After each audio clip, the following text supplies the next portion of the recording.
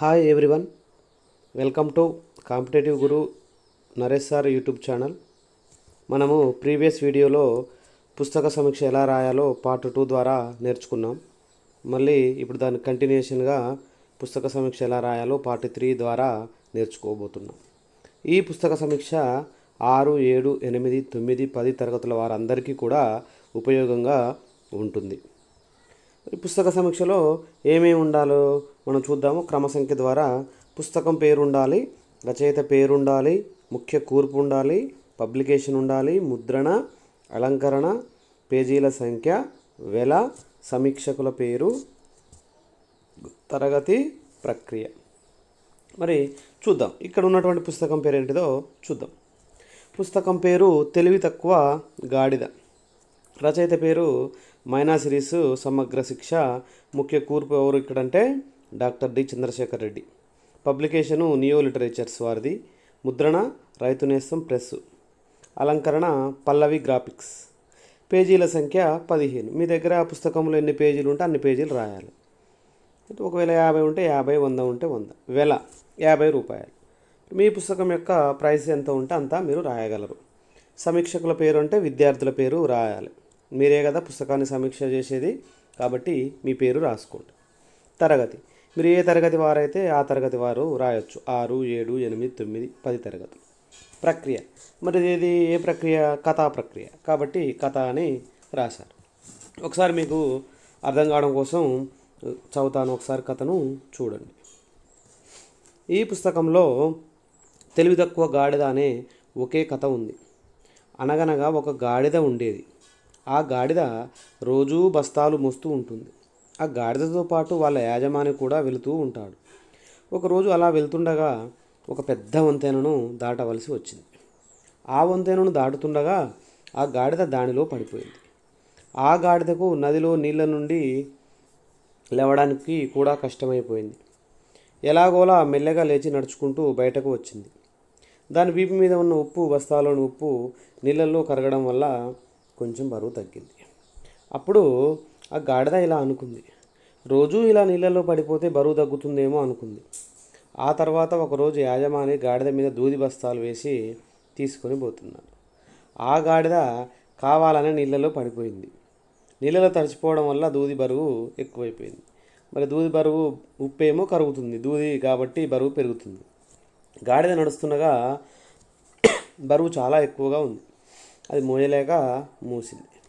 ముగింపు, ఈ కథ ద్వారా సోమరితనం పనికిరాదు. సోమరితనం వల్ల చాలా కష్టాలు, తీవ్ర పరిణామాలు ఎదుర్కోవాల్సి వస్తుంది అనే నీతిని గ్రహించవచ్చు. ఇది ఈ కథ యొక్క ముగింపు. తర్వాత మళ్ళీ నెక్స్ట్ పుస్తక సమీక్ష చూద్దాం.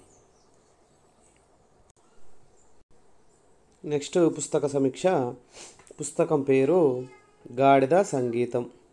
రచయిత పేరు మైనా సిరీస్ సమగ్ర శిక్ష. ముఖ్య కూర్పు doctor D Chandrasekhar Reddy. Publication neo literatures. ముద్రణ రైతు నేస్తం ప్రెస్. అలంకరణ పల్లవి గ్రాఫిక్స్. పేజీల సంఖ్య 11. వెల 50 రూపాయలు. సమీక్షకుల పేరు సేమ్, మరి మీ విద్యార్థులు ఎవరైతే మీ పేరు రాసుకోండి. తరగతి, మీరు ఏ తరగతి వారైతే ఆ తరగతి. 6 అయితే 6, 7 అయితే 7, 8 అయితే 8, 9వ తరగతి అయితే 9, 10వ తరగతి అయితే 10వ తరగతి. ప్రక్రియ కథ. సమీక్ష ఒకసారి చూద్దాం. ఈ చిన్ని పుస్తకంలో గాడిద సంగీతం అనే ఒకే కథ ఉంది. పుస్తకం రంగురంగుల చిత్రాలతో ఆకర్షణీయంగా ఉంది. ఏమంటుందంటే ఆ పుస్తకాన్ని చూస్తే ముందు పేజీ, వెనకాల పేజీ, లోపల ఉన్నటువంటి మ్యాటర్ అవన్నీ చిత్రాలు కూడా ఆకర్షణీయంగా, అట్రాక్టివ్గా ఉన్నాయంటూ అంటుంది. అనగనగా ఒక గాడిద ఉండేది. అది ఒక చాకలివాడి వద్ద పనిచేసేది. రోజంతా పనిచేసి రాత్రి మొత్తం స్వేచ్ఛగా తిరిగేది. ఒకరోజు గాడిదకు ఒక నక్క ఎదురు పడింది. అవి రెండూ స్నేహితులయ్యాయి. ఒకరోజు దోస తోటలో ఇలా అంది నక్క, మామ, ఈరోజు మధురమైన రోజు కదా అంది. అందుకు అవును అల్లుడు అంది గాడిద. అల్లుడు, నాకు పాట పాడాలని ఉంది అని నక్కతో చెప్పింది. మామ, అంత పని మాత్రం చేయవద్దు, నీ ఓండ్రు కర్ణ కఠోరంగా ఉంటుంది అని నక్క చెప్పింది. అడ్డు చెప్పకల్లుడు, నేను పాడాల్సిందే. అయినా నీకేం తెలుసు సంగీతం గురించి అంది గాడిద. సరే మామ, నేను ద్వారం దగ్గర ఉండి ఎవరైనా వస్తారేమో చూస్తాను, నువ్వు తనివి తీరా పాడుకో అంది. వెంటనే గాడిద పాడింది. అంతే, వెంటనే రైతులు వచ్చి దానిని చితకబాది దాని మెడలో ఒక బరువైన రాయి వేసి వెళ్ళిపోయారు. అతి కష్టం మీద లేచి తోట నుండి బయటకు వచ్చింది. నక్క ఇదంతా చూసి, మామ, నీ పాటకు మంచి బహుమతి ఇచ్చారు, మెడలో ఒక పతకం కూడా వేశారు, అందుకే నేను చెప్పిన మాట విని ఉంటే ఇలా అయ్యేది కాదు కదా. మరి ముగింపు చూద్దాం. ఈ కథ ద్వారా మనము ఒక నీతిని తెలుసుకోవచ్చు.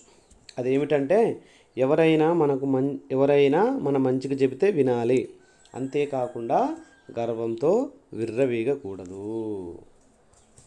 ఓకే, తర్వాత పుస్తక సమీక్ష చూద్దాం. పుస్తక సమీక్ష. మళ్ళీ పుస్తకం పేరు మోతి కుక్క, రచయిత పేరు మైనా సిరీస్ సమగ్ర శిక్ష, ముఖ్య కూర్పు doctor D Chandrasekhar Reddy, publication neo literatures, ముద్రణ రైతు నేస్తం ప్రెస్, అలంకరణ పల్లవి గ్రాఫిక్స్, పేజీల సంఖ్య 15, వెల 50 రూపాయలు. సేమ్ మళ్ళీ సమీక్షకుల పేరు, మీ పేరు రాసుకోండి. తరగతి, మీరు ఏ తరగతి వారైతే ఆ తరగతి పేరు, ప్రక్రియ కథ. సమీక్ష చూద్దాం. ఈ పుస్తకంలో మోతి కుక్క అనే ఒకే కథ ఉంది. రంగుల చిత్రాలతో కవర్ పేజీలు ఆకర్షణీయంగా ఉన్నాయి. రవి, నీలిమ స్కూల్ నుండి వస్తున్నారు. దెబ్బ తగిలి మూలుగుతున్న కుక్క పిల్లను చూశారు. దానిని ఇంటికి తెచ్చి కావలసిన అవసరాలు అంటే దాని కాలికి మందు రాసి భోజనం పెట్టారు. కాసేపటికి నీలిమ కుక్కకు మోతి అని పేరు పెట్టింది. అమ్మ వచ్చి పడుకోమన్నది. కాసేపటికి మోతి బౌ బౌ అని అరిచింది. దొంగ సామానులతో పారిపోకుండా అడ్డుగా నిలిచింది. అందరూ వచ్చి దొంగను చితకబాదారు. అమ్మ ప్రేమతో మోతికి పాలు పెట్టింది. ముగింపు. ఈ పుస్తకంలోని కథ చిన్నదే అయినా ఇందులోని మంచి నీతి ఉంది. ఇతరులకు మనం మేలు చేస్తే మనకు కూడా మేలు జరుగుతుంది, ఇతరులకు హాని చేస్తే మనకు కూడా హాని కలుగుతుంది. అంటే వేరే వాళ్ళకు మనం మంచి చేస్తే మంచి జరుగుతుంది, చెడు చేస్తే చెడు జరుగుతుందని ఈ కథ యొక్క నీతి. నెక్స్ట్ పుస్తక సమీక్ష చూద్దాం.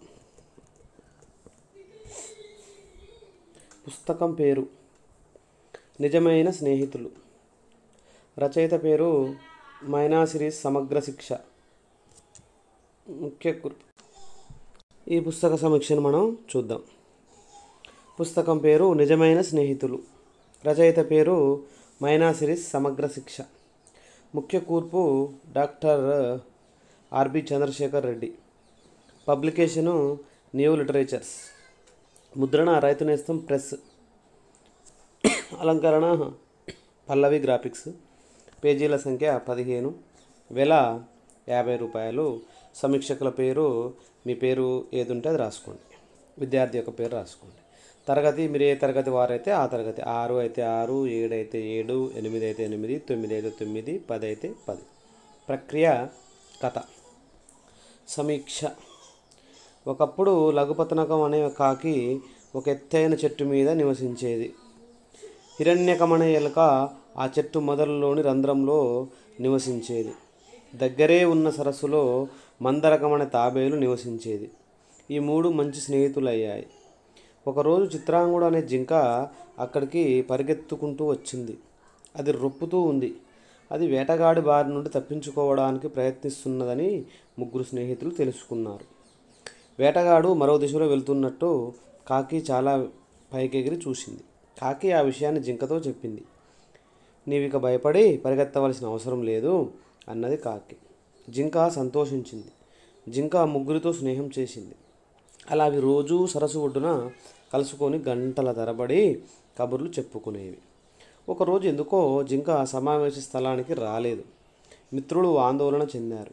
కాకి ఎగిరి వెళ్ళి జింక వేటగాడి వలలో చిక్కుకుని ఉండడం చూసి వచ్చింది. వెంటనే 3 స్నేహితులు అక్కడికి వెళ్ళారు. ఎలుక తన పదునైన దంతాలతో వల కొరకడం ప్రారంభించింది. అలా అవి మాట్లాడుకుంటూ ఉండగానే అక్కడికి వేటగాడు వచ్చాడు. అప్పటికే హిరణ్యకుడు వలంతా కొరికేశాడు. జింక పారిపోయింది. కాకి, ఎలుక త్వరగా తప్పించుకున్నాయి. మెల్లగా నడిచే తాబేలు వేటగాడికి దొరికింది. ఇప్పుడు తాబేలును రక్షించడం తక్కిన మిత్రుల కర్తవ్యం. అవి ఒక పథకం పన్నాయి. వేటగాడి రాక కోసం తోవలో సరస్సు ఒడ్డున ఓపికగా ఎదురు చూస్తున్నాయి. జింక చనిపోయినట్లు పడుకుంది. కాకి దాని కళ్ళు పొడుస్తున్నట్లు నటిస్తూ ఉంది. వేటగాడు తాబేలును కింద పెట్టి జింక దగ్గరికి వెళ్ళాడు. తాబేలు త్వర త్వరగా నీళ్ళలోకి పోయింది. జింక పరుగున అడవిలోకి పారిపోయింది. ఎలుక కన్నంలోకి చొరబడింది. కాకి ఎగిరిపోయింది. ఆ తర్వాత నలుగురు స్నేహితులు సుఖంగా జీవించారు. నీతి చూద్దాం. మంచి స్నేహం ఉంటే ఎటువంటి ఆపదనైనా తప్పించుకోవచ్చు. ఇది ఈ పుస్తక సమీక్ష యొక్క కథ యొక్క నీతి. ఓకే, ఇంకెవరైనా ఈ ఛానల్ని సబ్స్క్రైబ్ చేసుకొని వారు ఉంటే సబ్స్క్రైబ్ చేసుకోండి. అదేవిధంగా మీ ఫ్రెండ్స్కి షేర్ చేయండి, లైక్ చేయండి. మీరు ఎలా అనిపించిందో ఒక కామెంట్ చేయండి. అందరికీ ధన్యవాదాలు.